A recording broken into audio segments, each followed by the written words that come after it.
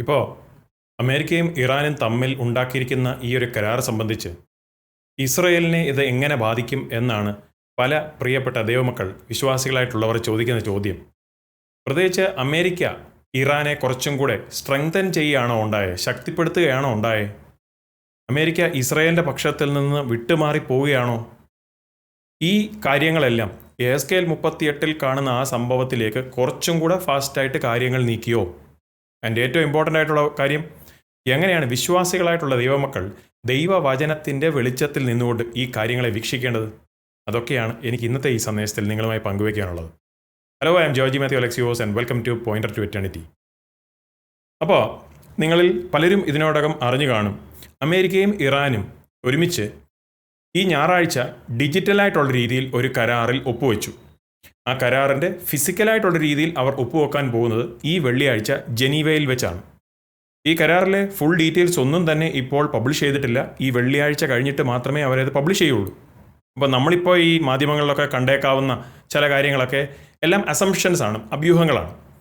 പക്ഷേ ചില എക്സ്പെർട്ട് അനലിസ്റ്റുകൾ പറയുന്ന പ്രകാരം അമേരിക്ക എന്തെല്ലാമാണോ ഈ ഒരു യുദ്ധമൊക്കെ തുടങ്ങി അങ്ങോട്ട് അങ്ങനെ പോയപ്പോഴത്തേക്കും ഇറാനോട് പറഞ്ഞത്, അതിലെ ഏറെക്കുറെ കാര്യങ്ങൾ ഈ ഒരു കരാറിൽ ഇല്ല എന്നും, ഇറാൻ എന്തെല്ലാമാണോ ആവശ്യപ്പെട്ടിരിക്കുന്നത് അതിലെ എല്ലാ കാര്യങ്ങളും, ഏറെക്കുറെ എല്ലാ കാര്യങ്ങളും ഈ കരാറിൽ ഉൾപ്പെടുത്തിയിട്ടുണ്ട് എന്നൊക്കെയാണ് ചില എക്സ്പേർട്സിൻ്റെ അവകാശവാദം. എന്തു തന്നെയായാലും അതൊന്നും ഇപ്പോൾ കൺഫേംഡ് അല്ല. പക്ഷേ ഇപ്പോഴത്തെ ഈ ഒരു പ്രിലിമിനറി സ്റ്റേറ്റിൽ ഈ നിൽക്കുന്ന അവസ്ഥയിൽ ഈ ഒരു കരാർ ഡിസപ്പോയിൻറ്റിങ്. ഞാൻ എന്താണെന്നുള്ളത് ഞാൻ എക്സ്പ്ലെയിൻ ചെയ്യാം. അപ്പോൾ ഒന്നാമത്തെ കാര്യം, ഇറാൻ വീക്കെൻഡ് ആകും എന്നാണ് പലരും എക്സ്പെക്റ്റ് ചെയ്തത്. അതായത് പല ഒബ്സർവേഴ്സും വിചാരിച്ചത് ഈ ഒരു സംഘർഷവും ഈ യുദ്ധവും ഒക്കെ കഴിയുമ്പോഴത്തേക്കും ഇറാൻ വളരെ വലുതായിട്ടുള്ള രീതിയിൽ തന്നെ ക്ഷീണിച്ചു പോയിരിക്കണം. പലരും കരുതിയത് അമേരിക്ക ഇറാൻ്റെ മേൽ ചുമത്തിയ ആ നേവൽ ബ്ലോക്കേഡ്, ഷിപ്സിനെ ഒന്നും കടത്തിവിടാൻ ആ ഒരു അവസ്ഥ, അത് നിമിത്തം തന്നെ ഇറാന് ശക്തമായിട്ടുള്ള രീതിയിലുള്ള സാമ്പത്തിക ക്ഷീണം വന്നിട്ടുണ്ട് എന്ന രീതിയിലാണ് പലരും കരുതിയത്. പിന്നെ ചിലർ കരുതിയത് ഇറാനകത്തുണ്ടായ ആ പ്രതിഷേധങ്ങളും പ്രത്യേകിച്ച് ചെറുപ്പക്കാരും ഒക്കെയും ഈ ഭരണകൂടത്തിനെതിരെ അവർ മുദ്രാവാക്യമൊക്കെ വിളിക്കുകയും അപ്രകാരമുള്ള പ്രതിഷേധങ്ങളൊക്കെ ഉണ്ടായപ്പോൾ ചിലർ ചിന്തിച്ചത് ഉള്ളിൽ നിന്നൊരു മാറ്റം ഉണ്ടായേക്കാം എന്നുള്ളത്. കാരണം ട്രംപും അങ്ങനെ തന്നെയായിരുന്നല്ലോ പറഞ്ഞത്. ഈ ചെറുപ്പക്കാരോട് ട്രംപ് ആഹ്വാനം ചെയ്ത്, നിങ്ങൾ എഴുന്നേറ്റ് നിങ്ങളുടെ രാജ്യത്തിൻ്റെ ഇൻസ്റ്റിറ്റ്യൂഷൻസിനെ തിരിച്ചു പിടിക്കുക, അമേരിക്ക ഞങ്ങൾ സഹായിക്കാം എന്ന രീതിയിലാണല്ലോ ട്രംപ് ആദ്യം പറഞ്ഞിരുന്നത്. പക്ഷെ പല ഇറാനിയൻസും ഇപ്പോൾ ഡിസപ്പോയിൻറ്റഡ് ആണ്. അവർക്കുള്ള ഫീലിംഗ്, അവർ ചതിക്കപ്പെട്ടു. കാരണം അവർ വിചാരിച്ചു ട്രംപ്, അമേരിക്ക ഓടി വന്ന് അവരെ സഹായിക്കും, അവരുടെ രാജ്യത്തെ തിരിച്ചു പിടിക്കുവാൻ വേണ്ടി അമേരിക്ക പുറത്തു നിന്ന് സഹായിക്കും എന്നവർ കരുതി. പക്ഷേ ഇപ്പോഴത്തെ ഈ ഒരു കരാറൊക്കെ ഒപ്പുവെച്ചിരിക്കുന്ന ഈ ഒരു അവസ്ഥയിൽ അവരും ഡിസപ്പോയിൻറ്റഡ് ആണ്. മറ്റു ചിലർ കരുതിയത് ഇറാൻ്റെ ഈ ഭരണകൂടം അവർ വളരെയധികം കൺസെഷൻസ്, വിട്ടുവീഴ്ചകളൊക്കെ ചെയ്ത് അമേരിക്കയ്ക്കൊക്കെ വേണ്ടുന്ന രീതിയിൽ അവർ സഹകരിച്ചേക്കാവുന്നു. ചിലർ കരുതിയത് IRGC, അതായത് ഇറാനിയൻ റവല്യൂഷണറി ഗാർഡ്സ് കോർപ്സ്, അവരും ശക്തമായിട്ടുള്ള രീതിയിൽ അങ്ങ് ക്ഷീണിച്ചു പോകും. അതിന് പകരം നമ്മളിപ്പോൾ കാണുന്നത് ഇറാൻ്റെ ഭരണകൂടം ഇപ്പോഴും അധികാരത്തിൽ തന്നെ ഇരിക്കുന്നു. ഇറാൻ്റെ ആ റീജിയണലായിട്ടുള്ള ആ പ്രദേശത്തുള്ള ആ സ്വാധീനം ഇപ്പോഴും സിഗ്നിഫിക്കൻ്റ് ആയിട്ട് തന്നെ നിൽക്കുന്നു. ഇറാൻ ഇസ്രായേലിനോടുള്ള ശത്രുത്വത്തിനും ഒട്ടും കുറവില്ല. പ്രവചനമായി നമ്മളിത് കാണുമ്പോൾ ഇതിനകത്തൊന്നും ഒരു സർപ്രൈസ്, ഒരു ആശ്ചര്യവുമില്ല. യെഹെസ്കേൽ പ്രവാചകൻ വിവരിച്ചിരുന്ന ആ ഒരു ഭാഗത്ത് താൻ പേർഷ്യയെ കാണുന്നുണ്ട്. അന്ത്യകാലത്തെ ആ ഒരു സംഭവത്തിൻ്റെ ആ ഒരു സമയത്ത് പേർഷ്യ ആക്റ്റീവായി നിൽക്കുന്നു. ഇസ്രയേലിനെതിരെ കടന്നു വരുന്ന ആ ഒരു സംഘടിത ഗ്രൂപ്പ് ഓഫ് രാജ്യങ്ങളുടെ കൂടെ പേർഷ്യയുമുണ്ട്. പേർഷ്യ എന്ന് പറഞ്ഞാൽ ഇന്നത്തെ ഇറാൻ. അപ്പോൾ ഇപ്പോഴത്തെ ഈ ഒരു സമയത്ത് നമ്മൾ ഈ കണ്ടിരിക്കുന്ന ഈ ഒരു കരാർ, അമേരിക്കയും ഇറാനും തമ്മിൽ ഈ ഒപ്പുവെച്ചിരിക്കുന്ന, അല്ലെങ്കിൽ ഫിസിക്കലി ഒപ്പുവെക്കാൻ പോകുന്ന കരാർ കുറച്ചും കൂടെ യെഹെസ്കേൽ 38 ആ സംഭവത്തിലേക്ക് ഫാസ്റ്റായിട്ട് കാര്യങ്ങളെ നീക്കിയിരിക്കുക. ഇനിയിപ്പോൾ രണ്ടാമത്തെ കാര്യമാണ്, ഇസ്രയേൽ ഈ ഒരു കരാറിൻ്റെ സെൻറ്ററിൽ ഉണ്ടോ ഇല്ലയോ എന്നുള്ളത്. വർഷങ്ങളായിട്ടുള്ള രീതിയിൽ, ഫോർ ഡെക്കേഡ്സ്, ഇറാൻ്റെ ഭരണകൂടം ഇസ്രയേലിൻ്റെ നാശത്തിന് വേണ്ടിയാണ് ആഹ്വാനം ചെയ്തതും പ്രവർത്തിച്ചു വന്നതും. ഇറാൻ അവരുടെ പകരക്കാരെ, പ്രോക്സികളെ ഫണ്ട് ചെയ്യുകയും എങ്ങനെയെങ്കിലും ഇസ്രയേലിനെ നശിപ്പിക്കുവാൻ വേണ്ടി പ്രോക്സികൾക്ക് അവർ ആയുധവും പണവും എല്ലാം ഒഴുക്കിക്കൊടുത്ത്, അങ്ങനെയായിരുന്നു ആ സിസ്റ്റം അവർ പ്രവർത്തിച്ചു വന്നത്. കാരണം അതാണ് അവരുടെ ഇസ്ലാമിക് ഐഡിയോളജി. അപ്പോൾ ഇപ്പോഴത്തെ ഈ അമേരിക്കയും ഇറാനും ചേർന്ന് ഒപ്പുവെച്ചിരിക്കുന്ന ഈ കരാർ പ്രകാരം ഇസ്രയേലിലുള്ളവർ തന്നെ അനേകർ ചോദിക്കുന്നത്, അതായത് ഈ കരാറിൽ നിന്ന് ഇസ്രയേലിൻ്റെ സെക്യൂരിറ്റി എന്ന് പറയുന്ന വിഷയം ഒരു കൺസേൺ, ഒരു കാര്യം വല്ലതും ആണോ? ഈ റീജിയണൽ സ്റ്റെബിലിറ്റി ആയിരുന്നോ, അതായത് ആ പ്രദേശത്തെ സ്റ്റെബിലിറ്റി ആയിരുന്നോ യഥാർത്ഥത്തിൽ കൺസേൺ ഈ ഒരു കരാറിലൂടെ എന്നിങ്ങനെയാണ് അവിടെയുള്ള അനേകരും ചോദിക്കുന്നത്. അന്ത്യകാലത്തെ സംബന്ധിച്ച് സക്കറിയ പ്രവാചകന്റെ പുസ്തകം 12-ാമത്തെ അധ്യായത്തിൽ വളരെ അമേസിംഗ് ആയിട്ടുള്ളൊരു പ്രവചനമുണ്ട്. സക്കറിയ 12:3 പറയുന്നത്, അന്നാളിൽ ഞാൻ യെരുശലേമിനെ സകല ജാതികൾക്കും ഭാരമുള്ള കല്ലാക്കി വെക്കും, അതിനെ ചുമക്കുന്നവരൊക്കെയും കഠിനമായി മുറിവേൽക്കും, ഭൂമിയിലെ സകല ജാതികളും അതിന് വിരോധമായി കൂടി വരും. നിങ്ങളവിടെ കണ്ടോ പ്രവചനത്തിൻ്റെ സ്കോപ്പ്? ചില രാജ്യങ്ങളെന്നോ കുറച്ച് രാജ്യങ്ങളെന്നാണോ പറയുന്നത്? സകല രാജ്യങ്ങളുടെയും മുമ്പാകെ യെരുശലേമിനെ ഒരു ഭാരമുള്ള കല്ലാക്കി ദൈവം മാറ്റും അന്ത്യകാലത്തിൽ. അത് ദൈവത്തിൻ്റെ അരുളപ്പാടാണ്. അപ്പോൾ ബൈബിളിൽ പറയുന്നതനുസരിച്ച് അന്ത്യകാലത്ത് ഇൻ്റർനാഷണൽ കോൺട്രവേഴ്സിയുടെ ഒരു വിഷയമായി ഇസ്രയേലിനെ ദൈവം അന്ത്യകാലത്ത് മാറ്റും. ലോകത്തിൽ ഇസ്രയേൽ കൂടുതൽ ഒറ്റപ്പെട്ട് പോകുന്ന ഒരവസ്ഥ നമ്മളതൊക്കെ കാണാൻ തുടങ്ങിയിട്ട് എത്രയോ നാളുകളായി. അതുകൊണ്ട് തന്നെയാണ് ഇപ്രകാരമുള്ള ഡെവലപ്മെൻറ്റ്സ് ദേ മാറ്റർ. അപ്പോൾ ഇതിൽ നിന്ന് നമ്മൾ ചോദിക്കേണ്ടത്, നമ്മൾ ലോകം കൂടുതൽ ഇസ്രയേലിനെ നിർബന്ധിക്കുകയും അപ്പോൾ തന്നെ ശത്രുക്കളെ കൂടുതൽ അക്കോമഡേറ്റ് ചെയ്യുന്നത്, ശത്രുക്കളെ കുഴപ്പമില്ല എന്നും പറഞ്ഞുകൊണ്ട് ലോകം മുന്നോട്ട് നീങ്ങുന്ന ഒരു സമയം നാം കണ്ടു തുടങ്ങിക്കഴിഞ്ഞോ? ഇറാനെ സംബന്ധിച്ചിടത്തോളം ഇപ്രകാരമുള്ള കരാറുകളൊക്കെയും നടക്കുമ്പോൾ ഇസ്രയേലികൾ ചോദിക്കുന്നൊരു കാര്യം, ഇത്രയും നാളും പരമ്പരാഗതമായി ഇസ്രയേലിനോടൊപ്പം നിന്ന സൗഹൃദ ബന്ധങ്ങളെ ഇനി ആശ്രയിക്കാൻ പറ്റുമോ? ഇതിൽ നിന്ന് ഇസ്രയേലികളായ ഞങ്ങൾക്ക് എന്തെങ്കിലും സുരക്ഷ ലഭിക്കുമോ എന്നൊക്കെയാണ് അവർ ചോദിക്കുന്നത്. ബൈബിൾ ആവർത്തിച്ച് പറയുന്ന ഒരു സത്യമാണ്, ഇസ്രയേലിൻ്റെ സെക്യൂരിറ്റി ആശ്രയിച്ചിരിക്കുന്നത് ഫോറിൻ രാജ്യങ്ങളെയോ അവരുടെ ഗവൺമെൻറ്റുകളെ ആശ്രയിച്ചല്ല. ഇസ്രയേലിൻ്റെ പരമമായിട്ടുള്ള സെക്യൂരിറ്റി ആശ്രയിച്ചിരിക്കുന്നത് ഇസ്രയേലിൻ്റെ ദൈവമാകുന്ന യഹോവയുടെ കയ്യിലാണ്. അതുതന്നെയാണ് യെഹെസ്കേൽ 38-ാമത്തെ അധ്യായത്തിലും വെളിപ്പെട്ട് വരുന്നത്. രാജ്യങ്ങൾ ഫെയിലാകുമ്പോൾ ദൈവം ഇടപെടും. ഇസ്രയേൽ ഒറ്റപ്പെട്ട് നിൽക്കുമ്പോൾ ദൈവം പ്രവർത്തിക്കും. ആൻഡ് അതുതന്നെയാണ് ദൈവം നമ്മളോടും ഇന്നും പഠിപ്പിക്കുന്നത്. നമ്മുടെ കോൺഫിഡൻസ്, നമ്മുടെ ആശ്രയം ദൈവത്തിൽ മാത്രമേ വയ്ക്കാവുള്ളൂ. പിന്നെ മൂന്നാമത്തെ മറ്റൊരു കാര്യമാണ്, അമേരിക്ക യെഹെസ്കേലിൽ നമ്മൾ കാണുന്ന ആ ഒരു സ്ഥിതിയിലേക്ക് പ്രവേശിച്ചു കഴിഞ്ഞോ? അമേരിക്കയുടെ ആ ഒരു സ്ഥിതി. യെഹെസ്കേൽ 38-ാമത്തെ അധ്യായം വായിക്കുമ്പോൾ നമ്മൾ കാണുന്നത് പേർഷ്യ എന്ന് പറഞ്ഞാൽ ഇന്നത്തെ ഇറാൻ റഷ്യയുടെയും ടർക്കിയുടെയും സുഡാനും ലിബിയയുടെയും എല്ലാവരുടെയും സഹായത്തോടുകൂടി ഇസ്രയേലിനെതിരെ ഒരു അധിനിവേശം നടത്തുകയാണ്. ബൈ ദ വേ, ആ ഒരു അധിനിവേശം എപ്പോഴെന്നുള്ള ഒരു സന്ദേശം ഇതിനു മുമ്പ് ഞാൻ പോസ്റ്റ് ചെയ്തിട്ടുണ്ട്. അതിൻ്റെ ലിങ്ക് ഞാൻ താഴെ ഡിസ്ക്രിപ്ഷനിൽ കൊടുത്തേക്കാം. അപ്പോൾ നമ്മൾ ആ ഒരു സീനിൽ അമേരിക്ക എന്ന് പറഞ്ഞ ഒരു രാജ്യം ഇസ്രയേലിനെ ഡിഫെൻഡ് ചെയ്യുന്നതായി, സംരക്ഷിക്കുന്നതായിട്ട് കാണുന്നില്ല. എങ്ങനെയാണ് അമേരിക്ക ഇസ്രയേലിനെ ഡിഫെൻഡ് ചെയ്യാതിരിക്കുന്നത്? ഞാനിതിനു മുമ്പും പറഞ്ഞിട്ടുണ്ട്, പല കാരണങ്ങൾ ഉണ്ടായേക്കാം. പക്ഷേ ഏറ്റവും പ്രോബബിളായിട്ടുള്ള, ഏറ്റവും സാധ്യതയുള്ള കാരണം the rapture of the church, സഭയുടെ ഉൽപ്രാപണത്തിൻ്റെ സമയത്ത് മില്യൺ കണക്കിന് യഥാർത്ഥ ദൈവമക്കൾ, ശക്തിയും അധികാരവും സ്വാധീനവുമുള്ള അമേരിക്കയിലുള്ള ദൈവമക്കൾ അവരുടേതായിട്ടുള്ള സ്ഥാനങ്ങളിൽ നിന്ന് അവരെ എടുത്തു മാറ്റപ്പെട്ട് കഴിയുമ്പോൾ പിന്നീട് അവിടെ, അതായത് അമേരിക്കയിൽ ഒരു ധാർമ്മികമായിട്ടുള്ളൊരു അന്ധകാരമുണ്ടാവും. അതുകൊണ്ടാണ് ഞാൻ പറഞ്ഞത്, യെഹെസ്കേൽ 38-ലെ ആ ഒരു സീൻ നടക്കുമ്പോൾ അമേരിക്ക എന്ന് പറഞ്ഞ ഒരു രാജ്യത്തെ നമ്മളിന്ന് കാണുന്നത് പോലുള്ള ഒരു ശക്തിയിലോ സ്വാധീനത്തിലോ കാണാതിരിക്കാനുള്ള സാധ്യത. അപ്പോൾ ഇപ്പോൾ തന്നെ ഇപ്പോഴത്തെ കറണ്ട് ഡീൽ, ഈ ഒരു കരാറിനെ വെച്ച് നോക്കുമ്പോൾ അമേരിക്ക കൂടുതലും ഫോക്കസ് ചെയ്യുന്നത് ഡിപ്ലോമസി, അതായത് നയതന്ത്രവും പ്രശ്നങ്ങളെ കുറച്ചും കൂടെ കുറയ്ക്കുവാനായിട്ടുള്ള രീതിയിലാണ് അവരുടെ ആ ആഗ്രഹം പ്രവർത്തിക്കുന്നതിൽ, അല്ലാതെ ശരിയെന്ന് പറയുന്ന ഒരു കാര്യത്തിന് വേണ്ടി നിൽക്കാനായിട്ടുള്ള രീതിയിലല്ല. ചരിത്രത്തിൽ ആവർത്തിച്ച് തെളിയിക്കപ്പെട്ടിട്ടുള്ള ഒരു വസ്തുതയാണ്, എപ്പോഴൊക്കെയാണോ രാജ്യങ്ങൾ ഇസ്രയേലിനോടൊപ്പം നിന്നിട്ടുള്ളത്, ദൈവം ആ രാജ്യങ്ങളെ അനുഗ്രഹിച്ചിട്ടുണ്ട്. മറിച്ച് ഏതെങ്കിലും രാജ്യങ്ങൾ ഇസ്രയേലിനെ പറ്റിക്കുകയോ ഇസ്രയേൽ എന്ന ദൈവജനത്തെ ചതിക്കുകയോ വഞ്ചിക്കുകയോ ഒക്കെ ചെയ്തിട്ടുണ്ടെങ്കിൽ ദൈവം അപ്രകാരമുള്ള രാജ്യങ്ങളെയും ന്യായം വിധിച്ചിട്ടുണ്ട്, ശിക്ഷിച്ചിട്ടുണ്ട്. ഉദാഹരണത്തിന് ഗ്രേറ്റ് ബ്രിട്ടൻ യഹൂദരോട് വാക്ക് പറഞ്ഞതാണ്. 20-ാം നൂറ്റാണ്ടിൻ്റെയൊക്കെ ആദ്യം അവർക്ക് ആ രാജ്യം കൊടുക്കുന്ന, ആ ദേശമൊക്കെ കൊടുക്കുന്നത് സംബന്ധിച്ച് ചില വാക്കുകളും ചില കരാറും ഒക്കെയും ചെയ്തതാണ്. അതിനകത്ത് സകലരും ഒപ്പും വെച്ചതാണ്.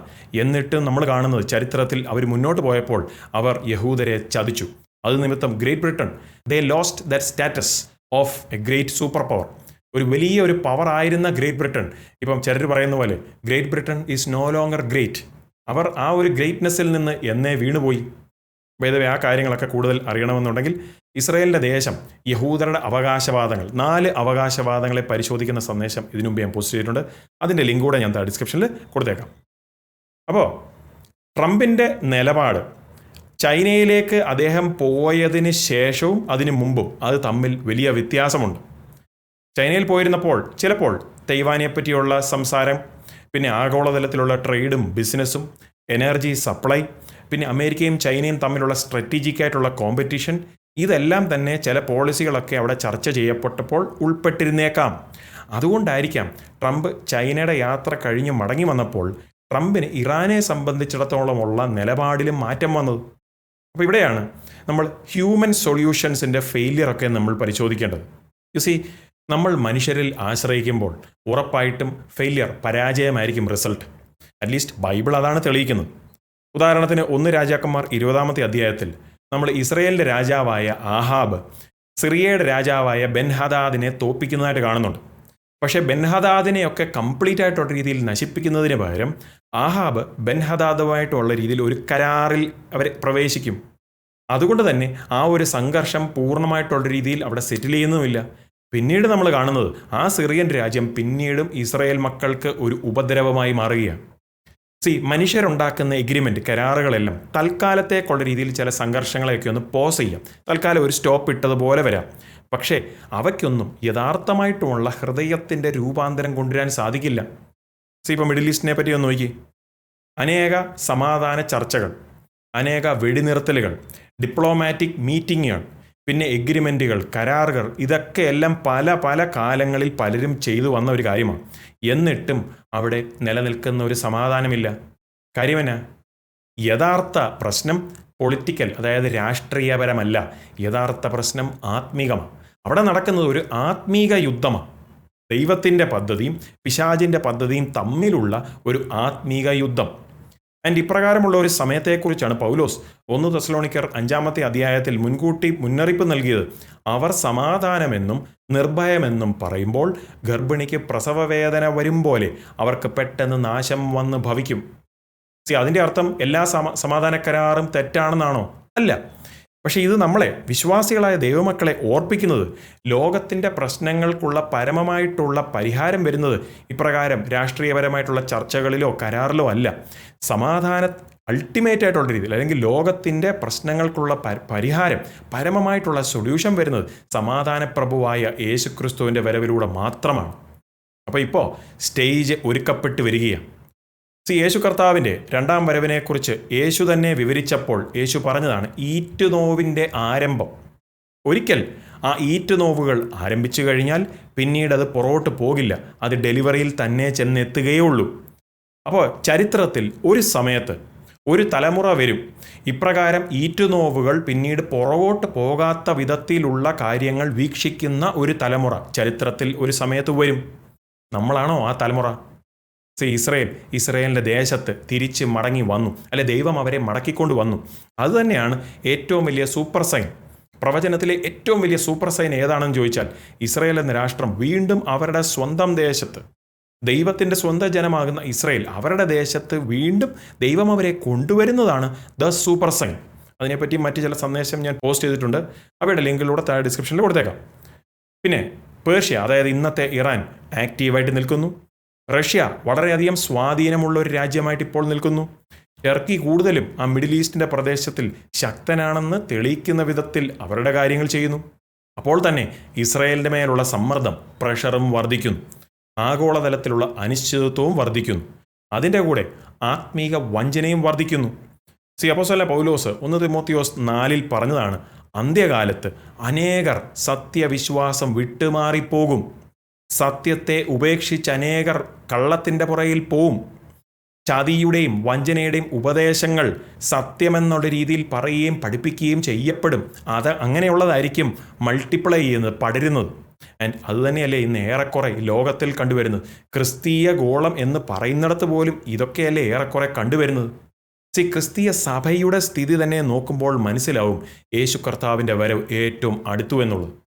അതുകൊണ്ട് ക്രിസ്ത്യൻസ്, യഥാർത്ഥ ദൈവമക്കൾ, വീണ്ടും ജനന അനുഭവമുള്ള ദൈവമക്കളോടാണ് ഞാൻ ചോദിക്കുന്നത്, ഇപ്രകാരമുള്ള കാര്യങ്ങളൊക്കെയും നമ്മളിപ്പോൾ കാണുമ്പോൾ നമ്മൾ കൺസേൺഡ് ആകണമോ? അതായത് അയ്യോ ഈ ഡീൽ ഇപ്പോൾ ഇങ്ങനെ നടക്കുന്നു, അല്ലെങ്കിൽ ഇസ്രയേലിന് കൂടുതൽ ബുദ്ധിമുട്ടായി വരാം അല്ലെങ്കിൽ വന്നേക്കാം, അല്ലെങ്കിൽ ഇറാൻ കൂടുതൽ ബുദ്ധിമുട്ടിക്കുന്ന സാഹചര്യത്തിലേക്ക് മറ്റുള്ള മിഡിൽ ഈസ്റ്റിലെ രാജ്യങ്ങളെ ബുദ്ധിമുട്ടിക്കുന്ന രീതിയിലൊക്കെയും നീങ്ങിയേക്കാം എന്ന് വിചാരിക്കുമ്പോൾ കൺസേൺ ഉണ്ടാകുമോ? ഒരു പരിധിവരെ കൺസേൺ ഉണ്ടാവും. പക്ഷെ അപ്പോൾ തന്നെ മറ്റൊരു ചോദ്യം, ഇത് കാണുമ്പോൾ നമ്മൾ സർപ്രൈസ്ഡ് ആകുമോ? ആശ്ചര്യമുണ്ടാകുമോ? ബൈബിൾ നമുക്കറിയാമെങ്കിൽ ഒരാശ്ചര്യവും വരില്ല. കാരണം യെഹെസ്കേൽ പ്രവാചകൻ 2600 വർഷങ്ങൾക്ക് മുമ്പ് തന്നെ പേർഷ്യ എന്ന് പറയുന്ന, അതായത് ഇന്നത്തെ ഇറാനെ ഈ ഒരു സ്ഥിതിയിൽ കണ്ടിരുന്നു. സക്കറിയ പ്രവാചകൻ കണ്ടിരുന്നു അന്ത്യകാലത്ത് യെരുശലേമിനെ ഒരു ഭാരമുള്ള കല്ലാക്കി ദൈവം മാറ്റുമെന്നുള്ളത്. യേശു തന്നെ ഈറ്റുനോവിൻ്റെ ആരംഭത്തെക്കുറിച്ച് വിവരിച്ചിരുന്നു. പൗലോസ് വലിയ വിശ്വാസത്യാഗത്തെക്കുറിച്ചുള്ള മുന്നറിയിപ്പും നൽകി. ദൈവം ഇതെല്ലാം അന്ത്യകാലത്ത് വരും എന്ന് അന്ന് തന്നെ പ്രവചിച്ച് പറഞ്ഞിരുന്നതാണ്. അതുകൊണ്ട് ഭീതിക്ക് പകരം നമുക്ക് കോൺഫിഡൻസ്, ഉറപ്പാണ് വരേണ്ടത്.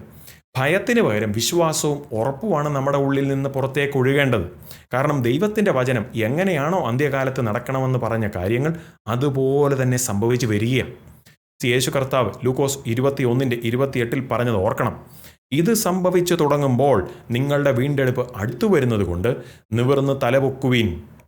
അതുകൊണ്ട് യഥാർത്ഥ സ്റ്റോറി ഈ കരാറോ ഇറാനോ അമേരിക്കയോ അല്ല. യഥാർത്ഥ സ്റ്റോറി ദൈവത്തിൻ്റെ വചനം സത്യമാണെന്ന് വീണ്ടും വീണ്ടും തെളിയിക്കപ്പെട്ടുകൊണ്ടിരിക്കുക. അതുകൊണ്ട് ഇസ്രായേലിനെ ഓർത്ത് പ്രാർത്ഥിക്കുക. നമ്മുടെ അവരവരുടെ രാജ്യത്തെയും രാജ്യത്തിൻ്റെ ലീഡേഴ്സിനെയും വഹിച്ച് യഥാർത്ഥ ജ്ഞാനവും ദൈവിക വിവേചനവും ലീഡേഴ്സിന് കൊടുക്കണം. ഇസ്രായേലിനെ സംബന്ധിച്ചുള്ള വിഷയത്തിൽ ജ്ഞാനത്തോടുകൂടി തീരുമാനമെടുക്കണം. അതിൻ്റെ ഏറ്റവും ഉപരിയായി യേശുവിൻ്റെ സത്യസുവിശേഷം മറ്റുള്ളവരിലേക്കൂടെ പങ്കുവയ്ക്കുക. ദൈവത്തിൻ്റെ വചനത്തിൽ വേരൂന്നി നിൽക്കണം. കാരണം ന്യൂസും ഹെഡ്ലൈൻസും മാറിക്കൊണ്ടേയിരിക്കും, പക്ഷേ ദൈവത്തിൻ്റെ വചനമോ ഒരിക്കലും മാറില്ല. നമ്മുടെ യേശു കർത്താവ് രാജാതി രാജാവ് വേഗം വരാൻ പോവുകയാണ്. ആമേൻ. ഈ ഒരു സന്ദേശം നിങ്ങൾക്ക് അനുഗ്രഹമായെങ്കിൽ പ്രത്യേകിച്ച് ഒരു കാര്യം കൂടെ പറയാം. ഇതുവരെ സബ്സ്ക്രൈബ് ചെയ്തില്ലെങ്കിൽ താഴെ കാണുന്ന സബ്സ്ക്രൈബ് ബട്ടനും ചേർന്ന് കാണുന്ന ബെൽ ബട്ടനോടെ പ്രസ് ചെയ്ത് ഓൾ നോട്ടിഫിക്കേഷനോടെ എനേബിൾ ചെയ്യുക. ഈ ഒരു സന്ദേശം മറ്റുള്ളവർക്കും കൂടെ നിങ്ങൾ ഷെയർ ചെയ്ത് കൊടുക്കുക.